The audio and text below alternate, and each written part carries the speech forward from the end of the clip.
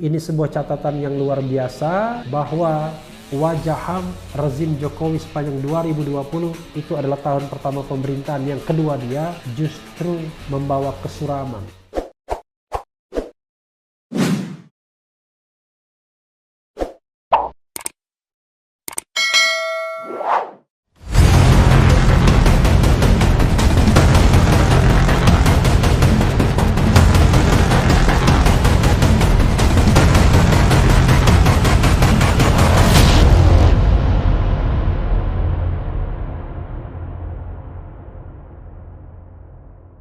Assalamualaikum warahmatullahi wabarakatuh, Sobat RH sekalian. Jumpa lagi kita di channel yang keren ini, Keren Cadas. Ini tidak terasa kita sudah mau berganti tahun ya. Tahun 2020 ini pastilah menjadi tahun yang tidak mungkin kita lupakan sepanjang sejarah. Karena di tahun 2020 ini saya tepat berusia 50 tahun ya. Tanggal 26 Januari 1970. Sempat mengadakan rasa syukur ya, disertai peluncuran buku. Waktu itu mengundang banyak orang dan rupanya itu keramaian terakhir yang bisa dibikin. Setelah itu kita tidak boleh lagi mengadakan keramaian. Jadi kalau pada waktu itu sudah ada protokol kesehatan, mungkin saya pun akan ditahan dan dijadikan tersangka ya, karena mengumpulkan sebanyak mungkin orang. Tapi memang lucu juga karena pada waktu itu yang hadir ya termasuk Menko Polhukam, Mahfud MD, Menteri Dalam Negeri, Tito Karnavian, ada mantan Ketua MK yang jadi anggota DPD Jimli Asyidiki, dan beberapa tokoh masyarakat lainnya. Ini ada catatan ya, Kaleidoskop 2020, sebagaimana dilansir CNN Indonesia, suram wajah HAM rezim Jokowi sepanjang 2020. Ya saya juga merasakan hal yang sama ya, sepertinya justru makin suram. Kita bacakan ya. Jakarta, CNN Indonesia.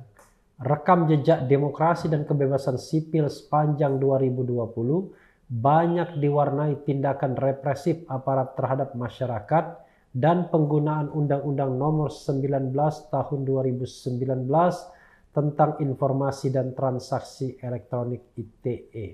Oh iya juga ya, saya ingat ya.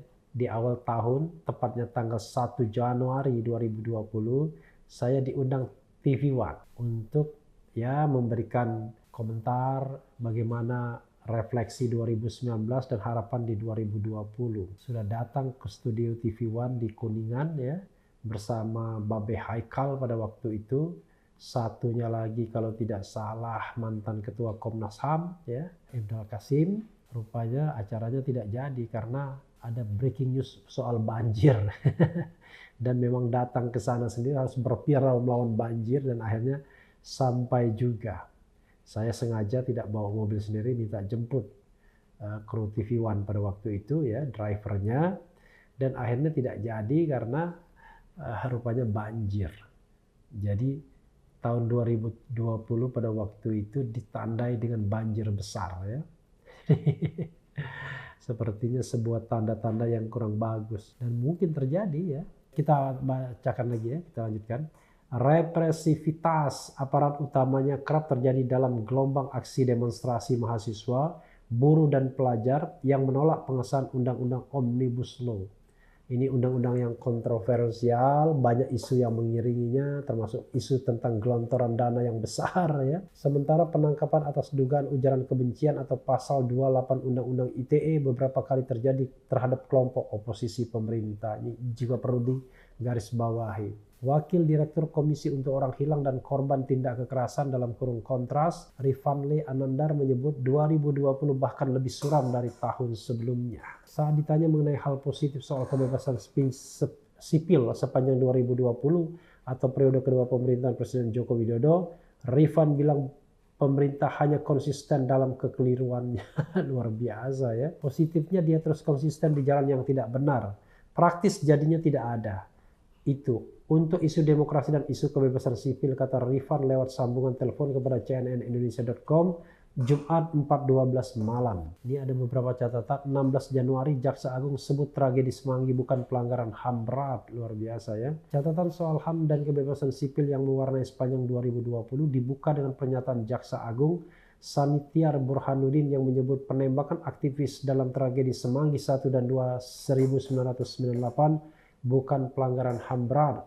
Pernyataan itu diungkapkan Burhanuddin berdasarkan hasil rapat paripurna DPR yang menyatakan dua kasus tersebut bukan merupakan pelanggaran HAM berat. Peristiwa Semanggi 1 dan Semanggi 2 telah ada hasil rapat paripurna DPR RI yang menyatakan bahwa peristiwa tersebut bukan merupakan pelanggaran HAM berat. Bukan merupakan pelanggaran HAM berat, kata Burhanuddin saat menggelar rapat dengan Komisi 3 DPR Jakarta Kamis 16 Januari. Belakangan pernyataan itu menuai kecaman terutama dari keluarga korban. Mereka kemudian melayangkan gugatan ke Pengadilan Tata Usaha Negara pada 12 Mei. Meski Burhanuddin ngotot dengan pernyataannya. Pernyataan Jaksa Agung menyebabkan keluarga korban sebagai para penggugat mengalami kerugian langsung sebagaimana dikutip dari situs Amnesty International Indonesia AII. Proses persidangan berjalan hingga 6 bulan. Petun kemudian memutus Burhanuddin telah melawan hukum. Sebagai pihak tergugat, Burhanuddin juga diminta membuat pernyataan lagi dalam forum yang sama terkait kebenaran kedua kasus itu. Burhanuddin kemudian mengajukan banding pada 11 Mei. 5 April surat telegram penghinaan pejabat dan hoax. Sebulan usai pemerintah mengumumkan kasus pasien pertama COVID-19, Kapolri Jenderal Idam Aziz mengeluarkan surat telegram berupa penanganan Polri selama wabah pandemi COVID-19. Salah satu instruksi dalam surat tersebut, Idam memerintahkan jajarannya untuk tak segan menangkap pihak yang menyebarkan informasi palsu atau hoax terkait kebijakan pemerintah dalam menangani COVID-19. Instruksi itu tertuang dalam surat telegram nomor ST 1100-4 Romawi _Hub.7.1.2020 pertanggal 4 April 2020 serta penghinaan terhadap penguasa, presiden dan pejabat pemerintah. Demikian salah satu instruksi dalam surat tersebut. Buntutnya, kurang dari seminggu usai surat itu diterbitkan, polisi menetapkan 81 orang tersangka dengan dugaan penyebaran berita bohong atau hoax terkait penanganan virus corona COVID-19. Surat telegram tersebut banyak menuai kecaman, diantaranya dari Presiden ke-6 RI Susilo Bambang Yudhoyono. Dia meminta agar Polri mengevaluasi penerbitan surat itu. Saya perhatikan beberapa hari terakhir ini justru ada situasi yang tak sepatutnya terjadi. Apa itu? Kembali terjadi ketegangan antara elemen masyarakat dengan para pejabat pemerintah, bahkan disertai dengan ancaman untuk mempolisikan warga kita yang salah bicara, khususnya yang dianggap melakukan penghinaan kepada presiden dan para pejabat negara, ujar SB dalam tulisan artikelnya yang diunggah ke akun Facebook Rabu 8 April siang. Untungnya yang nulis SB. Kita sambil minum ya.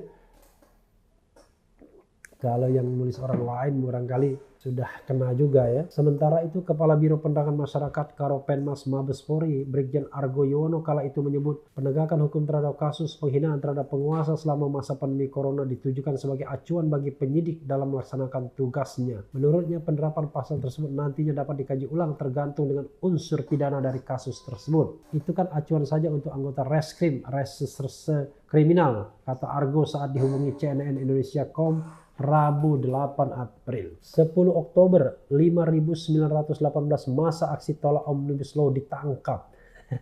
Gelombang aksi demonstrasi menolak pengesahan RUU Omnibus Law Cipta Kerja berbuntut pada penangkapan terhadap 5.918 peserta aksi yang terdiri dari buruh, pelajar maupun mahasiswa. Sejatinya demonstrasi telah berlangsung sejak akhir Januari kala DPR mulai membahas RUU tersebut usai diserahkan oleh Presiden Joko Widodo. Demo yang dimotori oleh Konfederasi Serikat Pekerja Indonesia KSPI itu menolak sejumlah pasal dalam Undang-Undang Cipta Kerja yang dinilai merugikan buruh seperti penghapusan pesangon, jaminan sosial dan hak tenaga kerja asing. Dalam aksi berujung anarkis, Polri menangkap 5.918 orang, kata Argo Yuwono dalam keterangannya Sabtu 10 Oktober. Dari ribuan peserta aksi, sebanyak 240 orang dinaikkan status ke tahap penyidikan. Kemudian 153 orang masih dalam proses pemeriksaan, 87 orang sudah dilakukan penahanan. Dalam aksi yang dilakukan secara maraton itu, mencapai puncaknya pada 8 Oktober, Istana Presiden di Jakarta dikepung oleh puluhan ribu orang massa aksi. Demo berujung ricuh dan perusakan sejumlah fasilitas, utamanya halte busway dan pos polisi di sekitar Jalan MH Tamrin, Simpang Harmoni, dan Tugu Tani. Aksi bermula setelah DPR yang disebut secara diam-diam mengetuk palu pengesahan RUU Omnibus Law pada 5 Oktober. 9-15 Oktober penangkapan 8 aktivis KAMI. Polisi menangkap 8 aktivis Koalisi Aksi Menyelamatkan Indonesia KAMI di Medan dan Jakarta dalam rentang waktu 9-15 Oktober usai rangkaian demo pengesahan RUU Omnibus Law Ciptaker. 4 orang ditangkap di Medan, Sumatera Utara, yaitu Juliana, Devi, Wahyu, Rasa Sri Putri, dan Khairi Amri. Nama terakhir merupakan ketua kami Medan. Sedangkan 4 orang lain yang ditangkap di Jakarta antara lain Anton Permana, Syahganda Nainggolan, Jumhur Hidayat, dan Kingkin Anida. Ya, terakhir ini adalah nama Kingkin Anida adalah Ustazah ya. Anton, Syahganda, dan Jumhur merupakan petinggi kami. Anton adalah deklarator, sementara Syahganda dan Jumhur merupakan komite eksekutif kami. Polri menetapkan 3 anggota komite eksekutif koalisi kami sebagai tersangka. Hingga beberapa hari usai penangkapan, polisi belum merinci kasus yang menjerat 8 orang tersebut. Namun umumnya mereka disangkakan pasal ujaran kebencian lewat pasal 45A ayat 2 Undang-Undang Informasi dan Transaksi Elektronik ITE. Sepanjang 2020, Kontras menyebut pemerintah seolah menganggap wajar segala bentuk ancaman terhadap masyarakat yang memiliki kontranarasi terhadap pemerintah. Di sisi lain, kata dia, pemerintah tidak pernah memiliki parameter yang jelas dalam menindak kritik-kritik tersebut.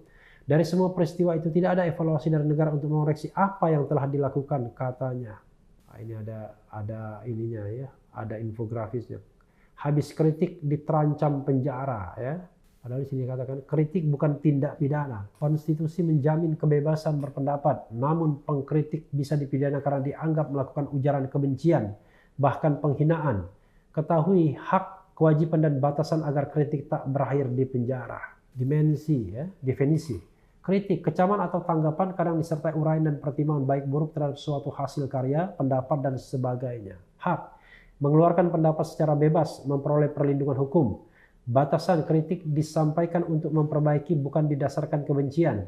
Gunakan pilihan kata yang tidak menghina atau menyerang kehormatan dan nama baik seseorang. Kewajiban, menghormati hak dan kebebasan orang lain, menghormati aturan moral yang diakui umum, menaati hukum dan peraturan perundang-undangan.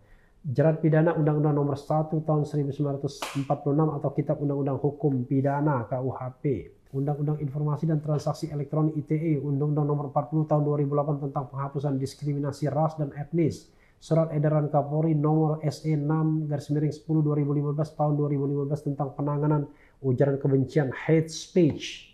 Penangkapan dilakukan kepada seorang yang diduga melakukan tindak pidana didasarkan minimal 2 dari 4 alat bukti, keterangan saksi, keterangan ahli, surat petunjuk, atau keterangan terdakwa. Polisi wajib memperlihatkan surat tugas dan surat perintah penangkapan. Polisi memberikan tembusan surat perintah penangkapan kepada keluarga orang yang ditangkap. Jika seorang tertangkap tangan melakukan tindak pidana, penangkapan bisa dilakukan tanpa surat perintah. Tersangka dapat mengajukan penangguhan penahanan dengan jaminan uang atau orang. Penangkapan hanya dilakukan 1 hari. Lewat sehari tersangka harus dibebaskan atau ditahan penyidik. Orang yang ditangkap berhak didampingi penasihat hukum. Ya, sobat era sekalian, walaupun ini infografis, tapi ya masih normatif juga. Karena intinya hukum itu adalah manusia juga yang melaksanakannya ya.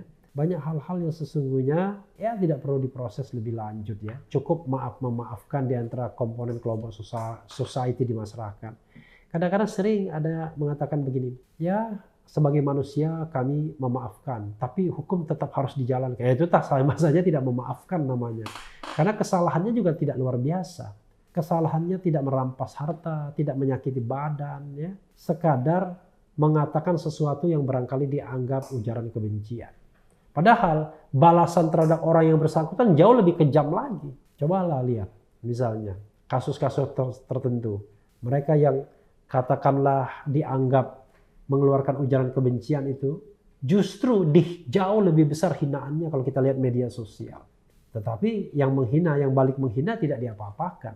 Nah, selain barangkali tidak dilaporkan, kalaupun dilaporkan ya juga tidak diproses karena dianggap bahwa tidak boleh melaporkan kasus yang sama. Ya, yang terjadi adalah ada satu pihak boleh menghina sehina-hinanya, di satu pihak terpleset sedikit saja kemudian diproses. Jadi sobat era sekalian, ini sebuah catatan yang luar biasa bahwa wajah rezim Jokowi sepanjang 2020 itu adalah tahun pertama pemerintahan. Yang kedua, dia justru membawa kesuraman, justru suram. Kita tidak tahu bagaimana 4 tahun sisa akhir masa pemerintahan Jokowi, apakah akan terang dalam hal penegakan hukum dan HAM-nya, ataukah justru sebaliknya tambah kelabu dan kita nanti terjebak pada era seperti Orde Lama dan Orde Baru, di mana orang tidak bisa berbicara lagi, ya, tidak ada kebebasan berserikat dan berkumpul, mengeluarkan pendapat baik secara lisan dan tulisan. Yang membedakan barangkali represinya, kalau dulu hanya dari negara, kalau sekarang represinya dari negara dan dari kelompok society yang merasa dekat dengan negara atau digunakan negara. Padahal saya mengatakan negara tidak boleh menggunakan satu kelompok masyarakat untuk menghantam kelompok masyarakat lainnya. Atau negara tidak boleh membiarkan dirinya digunakan satu kelompok masyarakat untuk menghantam kelompok masyarakat lainnya. Nuansa itu sangat kentara, Sobat Era sekalian. Ya, ada satu kelompok masyarakat yang merasa dekat dengan penguasa, dengan penegak hukum, setiap hari mengadukan hal-hal yang terjadi atau yang merupakan statement atau yang merupakan sikap dari mereka yang so-called oposisi terhadap pemerintahan. Sementara ini terus dibidik menjadi korban. Sobat Era sekalian, harusnya yang kita bidik adalah pelanggaran-pelanggaran hukum yang nyata. Seperti korupsi, berkali-kali saya katakan, seperti perampokan, seperti pembunuhan, ya, bukan kasus-kasus ITE atau kasus-kasus perbedaan pendapat yang kemudian dimaknai sebagai ujaran kebencian, penghasutan dan lain sebagainya yang sifatnya sangat subjektif dan sebenarnya tidak juga mengganggu yang namanya social order, ketertiban masyarakat. Bahkan kadang-kadang cuma 1-2 orang saja yang merasa berkeberatan dan itu kemudian di-entertain. Harusnya penegak hukum tanya, apa kerugian yang Anda alami? Lalu Anda bertindak atas nama siapa? Mana mandatnya dan lain sebagainya. Tapi tidak dilakukan seperti itu. Jadi dari jutaan 250 juta rakyat Indonesia, kalau ada satu orang tidak suka dengan pernyataan kita dan dia mengadukan kepada penegak hukum, maka penegak hukum akan memprosesnya melalui Undang-Undang ITE, ujaran kebencian, dan kemudian jadilah peristiwa yang merupakan bagi saya, bagi kita semua adalah tragedi bagi demokrasi. Mudah-mudahan pemerintahan Jokowi ingat betul, paham betul bahwa tidak boleh menjadikan negara kita menjadi negara otoriter kembali. Apalagi otoriternya ternyata dimulai dari pemerintahan sipil yang dipilih secara demokratis, dipilih dalam alam demokrasi. Dan Jokowi adalah presiden pertama sipil yang berasal bukan dari kalangan militer yang dipilih secara langsung. Walaupun baru 2 yang dipilih. Satu masih dari kalangan militer, Susilo Bambang Yudhoyono, dan Jokowi betul-betul dari kalangan sipil. Sobat Era sekalian, mudah-mudahan angin segar tetap bertiup di negeri ini.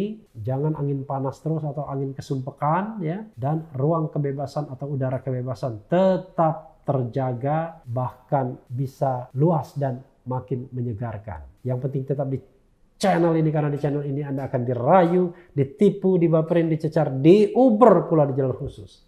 Karena channel ini adalah channel yang mengancam, memeras, dan membenci. Jangan lupa subscribe, like, comment, and share. Ciao.